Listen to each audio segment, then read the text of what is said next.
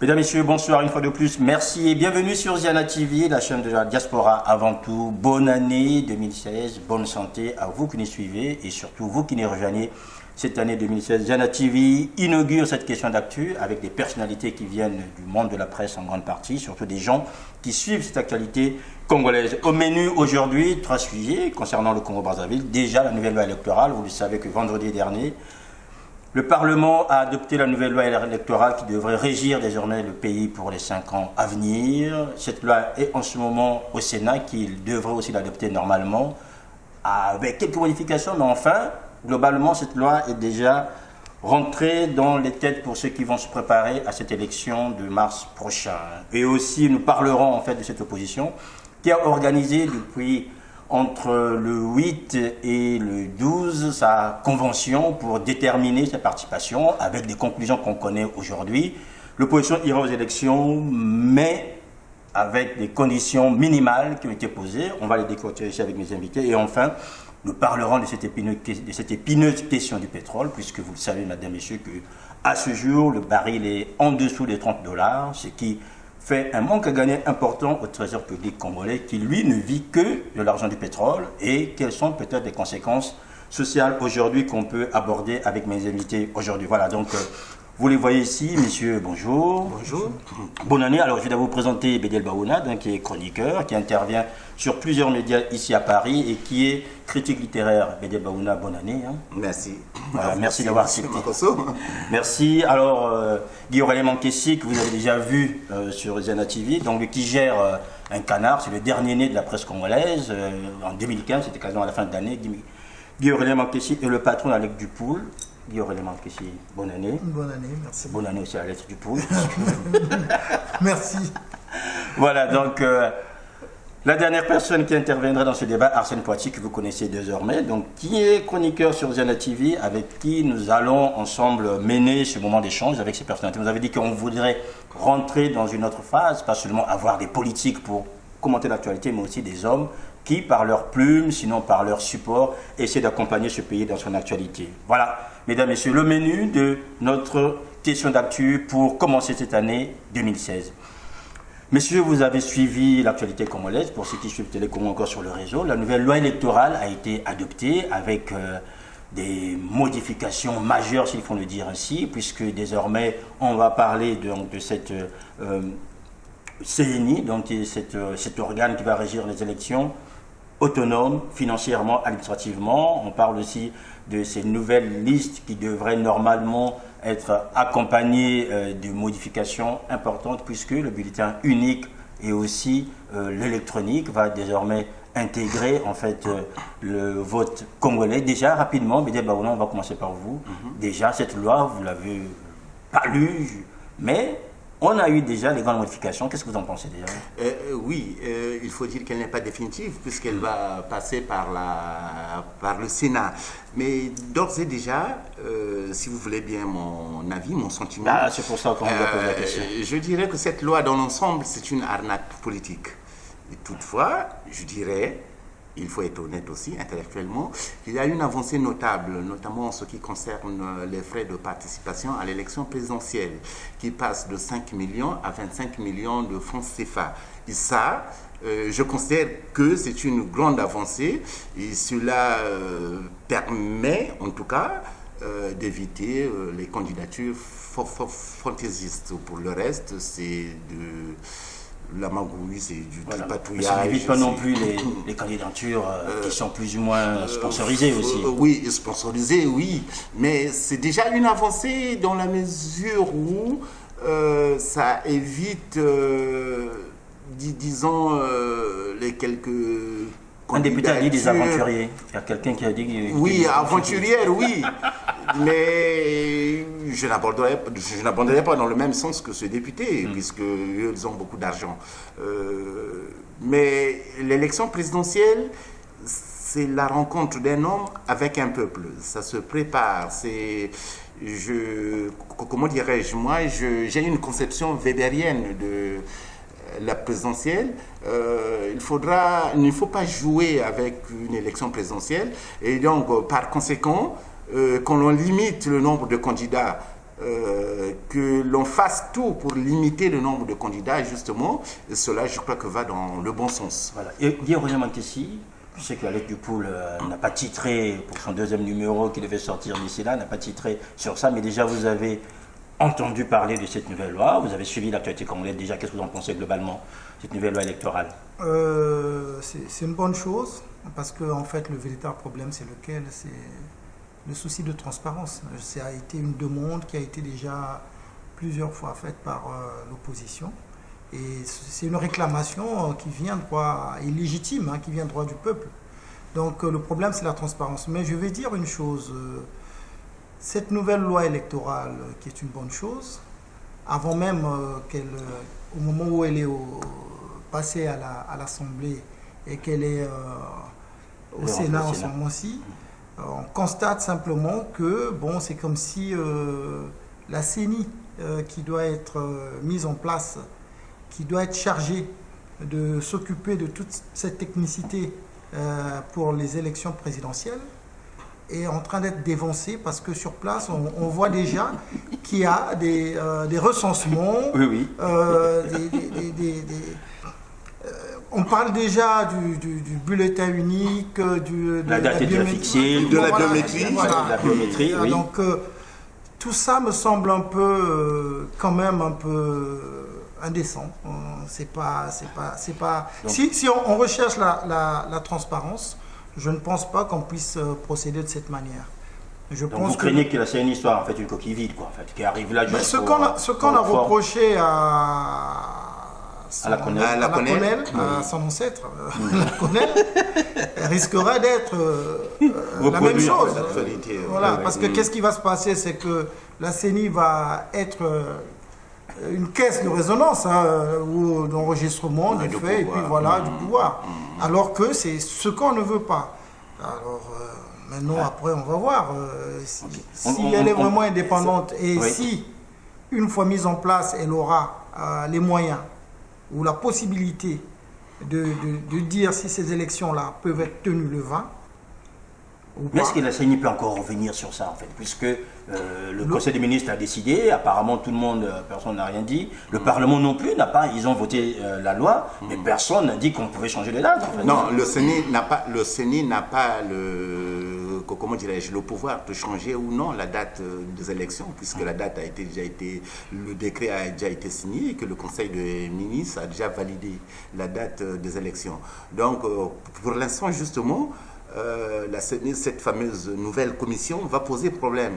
Et je me demande d'ailleurs à quoi elle sert pour rebondir dans le sens de Guillaume Mankessi, de temps que cette CENI n'a qu'un pouvoir limité en quelque sorte. Elle ne va s'occuper que des élections. Or que la commission devrait s'occuper,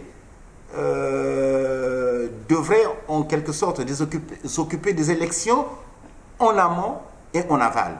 Or que là, il va seulement s'occuper des élections. Et la gestion et le contrôle revient au ministère de l'Intérieur. Une émission une incursion du ministère de l'Intérieur. Or que le ministère de l'Intérieur n'a pas vocation, je dis bien, le ministère de l'Intérieur n'a pas vocation à contrôler les élections du Congo, quelles qu'elles soient. Elle a pour devoir de sécuriser les élections et non de les contrôler. Voilà. Arsène Poitiers, alors vous avez écouté les avis déjà. Globalement, on va revenir sur la CNI. Apparemment, ça va être quelque chose qui va peut-être faire l'unanimité. Pour vous, Arsène Poitiers, cette nouvelle loi électorale, elle apporte des changements notoires, puisqu'on parle du bulletin unique, de la biométrie, de cette fameuse commission électorale. Vous l'avez apprécié comment déjà? La nouvelle loi électorale que nous avons tous vue, parce que j'ai eu la surprise, pour ma part, d'assister un peu au débat à l'Assemblée nationale en direct de Télé Congo. Permettez-moi quand même de prendre un peu de distance vis-à-vis de notre très frère Baouna qui pense que le montant de la caution éviterait ce qu'il appelle lui les candidatures Fantaisiste ou Clonex. Non, moi, je prends beaucoup de distance. Oui, mais après, on peut avoir toujours. Je respecte après les. On a besoin d'un peu de fantaisie. Oui, mais la question c'est est-ce que la candidature à la magistrature suprême doit être une votation financière? Est-ce qu'aujourd'hui, on peut valider la crédibilité d'une candidature via le montant de caution qu'on peut apporter? Non, moi, je pense que non. Je termine Oui, et allez-y. je vais prendre d'autres exemples. Ça veut dire que ce que je disais moi, c'est-à-dire qu'à entendre cette cotation, cette votation financière, on s'est dit, nous n'aurons plus ce que vous avez dit tout à l'heure. C'est-à-dire que la candidature, l'élection présidentielle, c'est une rencontre entre un homme et un peuple. Moi, j'ai même dit que c'était un service. J'ai même encore ajouté que ça doit être une vocation. C'est un appel, une réponse à un appel. On se dit, j'ai un projet pour un pays, j'ai un souci, j'ai une contribution. C'est la contribution d'un individu. Ça veut dire aussi qu'on empêche au Congo que le professeur de lycée qui gagne 300 000 francs CFA soit candidat à l'élection présidentielle, qui a une idée, qui a ce qu'on appelle des idéales sur le Congo. Ça, c'est la première chose. Ça veut dire aussi qu'on empêche au Congo d'avoir des Philippe Poutou congolais. D'avoir oui, c'est-à-dire que Philippe Poutou, c'est aussi c'était un candidat à l'élection présidentielle en France, un ouvrier qui s'est présenté à l'élection présidentielle en 2012. Mais la question, ce n'est pas qu'il gagne, la question, c'est qu'il donne sa vision sociétale, son apport à la politique. Donc, nous avons besoin aussi que le Congo de nos ancêtres, ce pays, ce bien commun que nous avons, tous ensemble, qu'il y ait aussi ces candidatures-là qui soient capables de venir et de dire voilà ce que je pense du Congo. Maintenant, si vous vous dites 25 millions, je vous assure que quelques esprits illuminés de la mouvance présidentielle ont même proposé 80 millions, et 100 millions. Et moi, je dirais même, j'aurais été député de n'importe quel parti, j'aurais même placé la partie même à 100 millions. Vous savez pourquoi? Une élection présidentielle, on ne peut pas être aussi galvaudé ou banalisé. Comme l'avait dit Monseigneur Nkombo, en fait, vous savez, de l'urne peut sortir un fou. Donc, vous donnez la possibilité à n'importe qui de se porter candidat à une élection présidentielle. Attention, le risque, c'est la folie. Mais non, mon cher. Le risque, c'est la démesure. Ben non. Est-ce que une élection présidentielle est moins fou que celui qui n'en a pas? La politique est moins fou que celui qui n'a rien. La politique, c'est une noble cause. Donc, la politique ne peut pas être un domaine où chacun vient avec une idée, voilà, n'importe laquelle, et puis voilà, la soumettre au peuple. Non, la politique, c'est un accomplissement. La politique, ça demande une démarche d'abord personnelle. Oui. Ça demande une structuration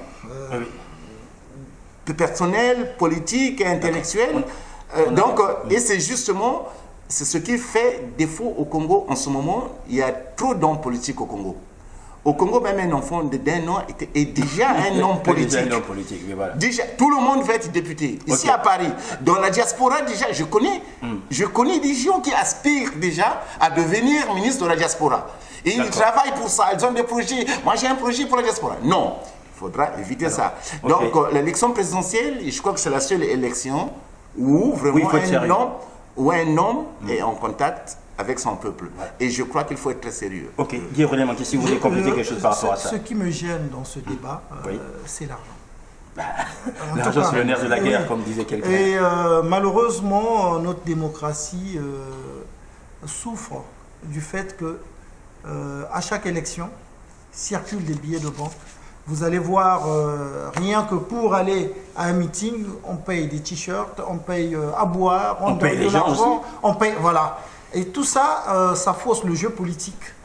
Et aujourd'hui, le problème de l'argent qui se pose actuellement par rapport à la candidature de la magistrature suprême au Congo, c'est pas tellement le montant. Le problème, c'est lequel? C'est qu'aujourd'hui, il y a une nouvelle classe sociale qui est là, qui a les moyens. Et moi, personnellement, je trouve que lorsqu'on met la barre haute, de façon que les gens puissent avoir une somme astronomique pour une candidature, ce qui veut dire que cette personne-là est vraiment assise. Elle a les moyens, elle a de quoi vivre et que ça ne poserait pas de problème vraiment sur le plan social. Oui. Or, il s'avère que demander 80 millions, honnêtement, ou bien 25, même 25 millions, sincèrement, soyons un peu sérieux. Qui peut les avoir? Si ce n'est pas un ministre, si ce n'est pas un député, si ce n'est pas quelqu'un qui a pioché dans la caisse de l'État, qui peut les avoir? Nous connaissons le train de vie des fonctionnaires, nous connaissons le train de vie des Congolais, nous connaissons la souffrance du peuple. Donc, à un certain moment, cessons d'être hypocrites. Et moi, ce que je crains à cette allure-là, dans 2 matins, fera la politique que le fils d'eux. Parce que son père a été ministre, son père a été président, son père a été député. Et on voit déjà, aujourd'hui, je vais terminer. Et aujourd'hui, cette République ne donne plus la chance à ses enfants, à tout le monde. Fils de paysans, fils d'instituteurs, fils je sais pas, de ministres ou quoi. Nous devons nous battre à force égale, c'est-à-dire avec les mêmes moyens. Et celui qui a un projet louable pour le pays, il vient, s'il a la possibilité de l'exposer, il l'expose. Après, tout dépendra du peuple, de l'adhésion du peuple. Le véritable problème, c'est un problème d'adhésion. Et même là, dans ce que nous sommes en train de faire, nous sommes en train de parler, mais je suis un peu gêné. Pourquoi? Parce que ce que je crains, c'est que jusqu'à l'élection présidentielle, qu'il n'y ait pas un véritable débat sur les projets des uns et des autres. Nous sommes encore en train de balbutier sur la nouvelle loi électorale, ce qui ne va pas, sur la transparence en fait, que nous risquons de ne pas avoir. Mais enfin bref, ça c'est peut-être des préjugés, oui. Je m'en excuse. Non, mais vous avez tout à fait raison, c'est normal. Ce que je veux simplement dire, jusque-là, nous sommes que dans des procédures. Oui. Alors que le véritable projet des uns et des autres n'est pour l'instant, on ne connaît pas. Alors, après, c'est vrai que pour l'instant, on n'a pas de projet, mais parce qu'il faut commencer par voir déjà à comptabiliser les différentes candidatures qui se sont déclarées, hormis le chef de l'État. Il nous dira au jour d'aujourd'hui. Et M. Kinyumbi, c'est un candidat, il n'est que candidat. Donc, ça pouvait être à 100 millions, je pense qu'il serait toujours. Il sera candidat. C'est un clone, c'est un figurant. Son rôle, c'est d'accompagner toujours Sassou. Mais je voudrais répondre à Guy Aurélien Monkessi. Quand il dit que pour être candidat, il faut être fils de... Actuellement, à Paris, il y a un mois, il y a 3 semaines, je crois que le Club 2002 Pur a lancé la campagne de levée de fonds. Donc, une candidature sérieuse, naturellement, appelle une levée de fonds. Donc, je ne vois pas pourquoi... le paysan ne peut pas... Un paysan sérieux, avec un projet sérieux, peut-il avoir du mal à lever des fonds? Ça, quand on est sérieux, tout vient naturellement.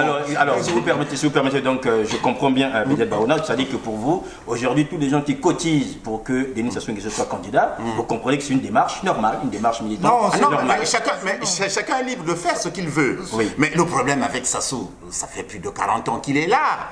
Il n'a que 2 réussites. La première réussite, c'est d'avoir démocratisé le vol. La deuxième réussite, c'est d'avoir démocratisé la corruption. Donc, il corrompt tout le monde, il se doit tout le monde. Ça sont les seuls réussites. C'est des gens qui cotisent pour lui déjà. Alors. Monsieur Kinyumbi, oui. Il a quoi? Donc, posez-lui une question sur l'éducation. Que pense-t-il de l'éducation nationale au Congo? Il sera incapable de vous répondre.